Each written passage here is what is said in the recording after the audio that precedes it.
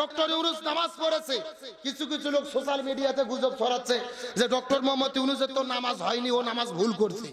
নামাজ কি করছে বলতেছে, জীবনের প্রথম নামাজ পড়তে গেছে, জীবনে নামাজ পড়েনি, তার নামাজ ভুল হয়েছে। এখন এরা ফতোয়া দিচ্ছে ডক্টর ইউনূসের নামাজ হয়নি কেন? বলতেছে সে চেয়ারে বসে নামাজ পড়েছে, হাত ঠিক মতো তোলেনি, আবার রুকুতে ভুল করে চলে গেছে। আরে ভাই, ঈদের নামাজ বছরে কয়দিন হয়? আরে ভাই, ডক্টর ইউনূস তো দূরের কথা, অনেক হুজুরও নামাজে ভুল করে। কথা কর না গা, ভুল হয়ে যায় না? মানুষ মাত্রই তো ভুল। আমাদের আদি পিতা হযরত আদম আলাইহিস সালাম জান্নাত থেকে পৃথিবীতে কেন এসেছে? তার তো জান্নাতে থাকার কথা ছিল, একটা ভুলের কারণে পৃথিবীতে এসেছে। তার মানে বোঝা যাচ্ছে মানুষ মাত্রই ভুল করতে পারে।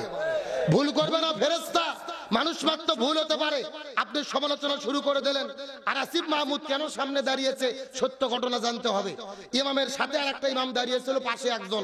শরীয়তের ফয়সালা হলো ইমামের সাথে যদি লোক দাঁড়াতে চায় কমপক্ষে দুইজন দাঁড়াতে হবে। কয়জন? ডানে একজন, বামে একজন, তারপরে পিছে যত কাতার হয় হোক। এখন ইমাম সাহেব দেখেছে ডান পাশে একজন, বাম পাশে লোক নাই, বলেছে পিছন দিক থেকে একজন আছেন, সবাই মিলে ঠেলা দিয়ে আসিফ মাহমুদকে সামনে দিয়েছে। ওর কি কোনো দোষ আছে? কোনো অন্যায় আছে? এখন আপনি ছড়াই দিচ্ছেন উপদেষ্টা থেকে সামনে দাঁড়িয়েছে। মনে রাখবেন, সমালোচনা ভুল হলে করেন, তবে কারো ব্যাপারে যদি মিথ্যাচার করেন, তোহমত করেন, কবিরা গুনাহ হবে, আল্লাহর কাছে জবাব দিতে পারবেন না। এই জন্য বলতে চাই, ভালোকে ভালো বলেন, সত্যকে সত্য বলেন, মিথ্যাকে মিথ্যা বলেন। এই বছর ঈদে আমরা যে আনন্দ পেয়েছি, এই আনন্দ এর আগে আমরা কখনো।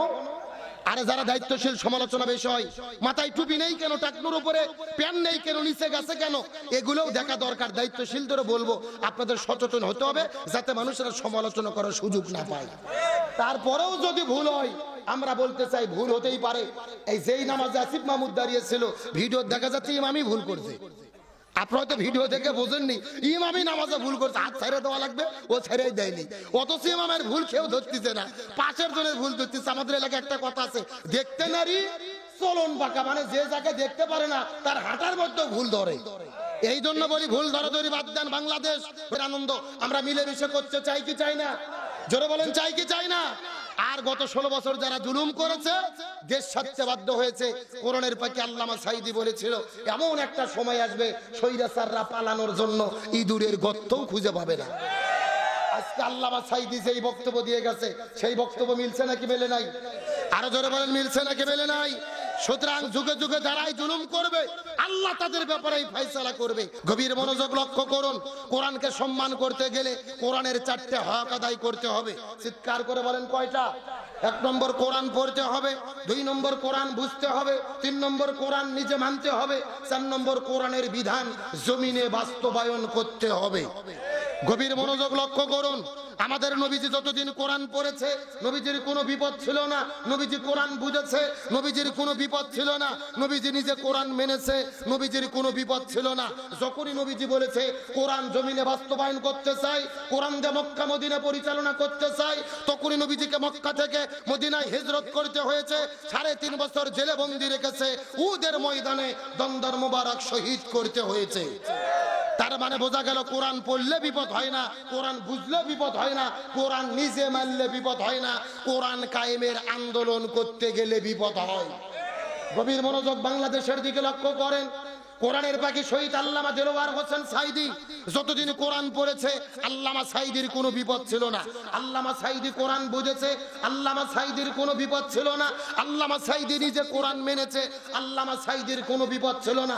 আল্লামা সাঈদী যখনই বলেছে আল কোরআনের আইন চাই, সৎ লোকের শাসন চাই, পুরো বাংলাদেশটা কোরআন দিয়ে চালাতে চাই, পার্লামেন্টে কোরআন কায়েম করতে চাই, তখনই আল্লামা সাঈদীকে 13 বছর জেলে বন্দি রেখেছে, হসপিটালে ভর্তি করে ইনজেকশনের সিরিজের মধ্যে বিষ ঢুকাইয়া আল্লামা সাঈদীকে পরিকল্পিতভাবে তারা হত্যা করেছে। তার মানে বোঝা গেল, কোরআন পড়লে বিপদ হয় না, কোরআন বুঝলে বিপদ হয় না, কোরআন নিজে মানলে বিপদ হয় না, কোরআন কায়েম করতে গেলে বিপদ হয়। এখন আপনাদের প্রশ্ন করতে চাই, যশোরের মুসলমান ওই রমজানের শিক্ষা নিয়ে, কোরআনের শিক্ষা নিয়ে, কোরআনের হক আদায় করার জন্য কোরআনের 4টে হককে আদায় করতে আপনারা রাজি আছেন? যদি ঘর বাড়ি ছাড়তে হয় রাজি আছেন? জেলে বন্দী হতে হয়, রাজি আছেন? সুতরাং আজকের প্রোগ্রাম থেকে শপথ নেব, রমজানের শিক্ষা, কোরআনের হক আদায় করতে হবে। কোরআন পড়বো, কোরআন বুঝবো, কোরআন দিয়ে জীবন গড়ব। এই বাংলার জমিনে কোরআন বিজয়ের জন্য কাজ করতে কারা কারা রাজি আছেন? দুটি হাত আল্লাহকে তুলে দেখান।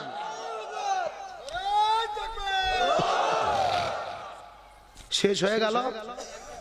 যে তাকবীর আপনারা দিলেন, স্বৈরাচার হাসিনা পাশে থাকলে আজকেই ঢুকবে। কথা কর না গা। দেখি মাঝখান থেকে একজন তাকবীর দেন তো দেখি, কে পারেন ভালো করে একজন তাকবীর দেন।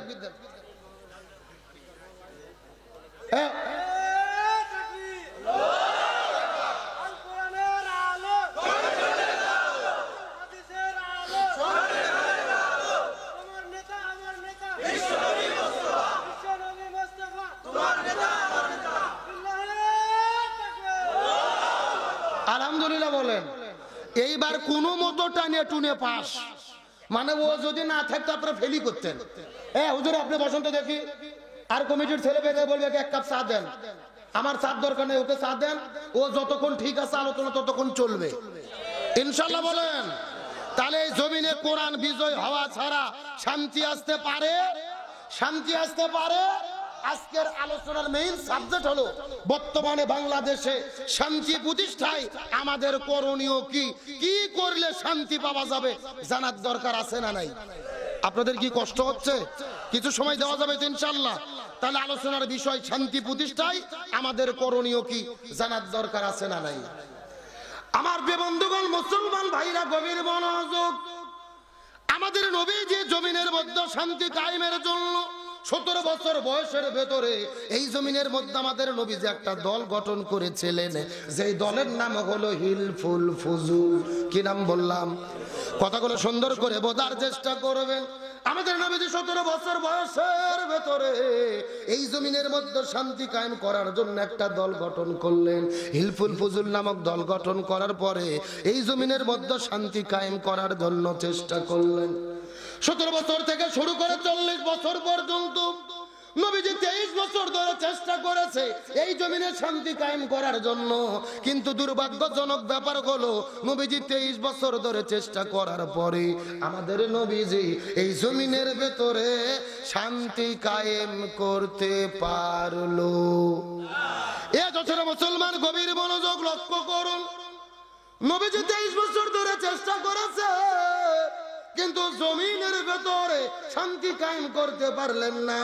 কিন্তু নবীজির বয়স যখন 40 বছর হয়ে গেল, আল্লাহ নবীজির উপরে যখন কোরআন নাজিল করলেন, নবীজি কোরআনের দাওয়াত দেওয়া শুরু করলেন। এই কোরআন যখন জমিনের মধ্যে বাস্তবায়ন হয়ে গেল, 40 বছর থেকে শুরু করে 63 বছর পর্যন্ত 23 বছর ধরে নবীজি চেষ্টা করার পরে এই কোরআন যখন জমিনে কায়েম হলো, ওই জমিনে শান্তি কায়েম হয়ে গেল। নবীজির জীবনটা দুই ভাগে ভাগ করার চেষ্টা করেন। নবুয়ত পাওয়ার আগের হলো 23 বছর, আর পরের হলো 23 বছর। আগে 23 বছরে নবীজি চেষ্টা করেছে, কিন্তু জমিনের মধ্যে শান্তি কায়েম করতে পারেনি। কিন্তু পরের 23 বছরে নবীজি কেন শান্তি কায়েম করতে পারলো? এর পেছনে কারণ হলো, আগের 23 বছরের ভেতরে নবীজির কাছে দল ছিল, কিন্তু নবীজির দলের ভেতরে আল্লাহর কোরআনের সংবিধান ছিল না। কি বোঝা যায়? জোরে বলেন, বোঝা যায়? আপনার আমার মতো দুই জায়গার ছুটকে ফটকে হুজুর না, এলাকার তেল তেলা গোয়েন্দার না। স্বয়ং বিশ্ব নবী দল গঠন করে 23 বছর ধরে জমিনে শান্তি কায়েমের চেষ্টা করেছে। নবীজি শান্তি কায়েম করতে পারেনি। নবীজির কাছে যখন কোরআন আসলো, শান্তি কায়েম করতে পারলো। স্বয়ং নবী 23 বছর ব্যর্থ হলো কোরআন না থাকার কারণে। তার মানে বর্তমানে বাংলাদেশে যেই দলগুলো শান্তি কায়েমের জন্য কথা বলতেছে, ওই দলের দ্বারা শান্তি কায়েম সম্ভব নয়, যেই দল আল্লাহর কোরআনের সংবিধান দিয়ে পরিচালিত হয় না। কথা কি ক্লিয়ার না ভেজাল আছে? যেরকম ক্লিয়ার না ভেজাল আছে? কারে ভাই, যেই দল নিজেরাই কোরআন দিয়ে চলে না, ওদের নিজেদের মধ্যেই তো মারামারি করে গ্রুপিং করে কুপকায়। কথা কন না গা। গভীর মনোযোগ ভালো করে বোঝার চেষ্টা করেন। আচ্ছা, যে 2 জন উঠতেছে এরা কারা? না না, মনে হচ্ছে কোরআনের আইনের কথাদের ভালো লাগতেছে না। হ্যাঁ, যদি কমিটির লোক হয় আর যদি পেশাব লাগে, পেশাব করে যদি জাগার মাল জাগাত ফেরত আসে তাহলে মনে করবেন ঠিক আছে, আর যদি ফেরত না আসে তাহলে মনে করবেন ভেজাল আছে। কথা কন, গভীর মনোযোগ লক্ষ্য করুন। নামাজ রোজা হজ যাকাত যেমন ফরজ, তেমনি রূপে প্রত্যেকটা মুসলমানের জন্য এই জমিনের ভেতরে কোরআন কায়েমের আন্দোলন করা তেমনি রূপে ফরজ। আল্লাহর কোরআন বলেন ওয়াতাসিমু বিহাবলিল্লাহি জামিয়াও ওয়ালা তাফাররাকু, এই জমিনের ভিতরে দিন কায়েমের আন্দোলন করো, আল্লাহর রশিক ঐক্যবদ্ধভাবে আঁকড়ে ধরো।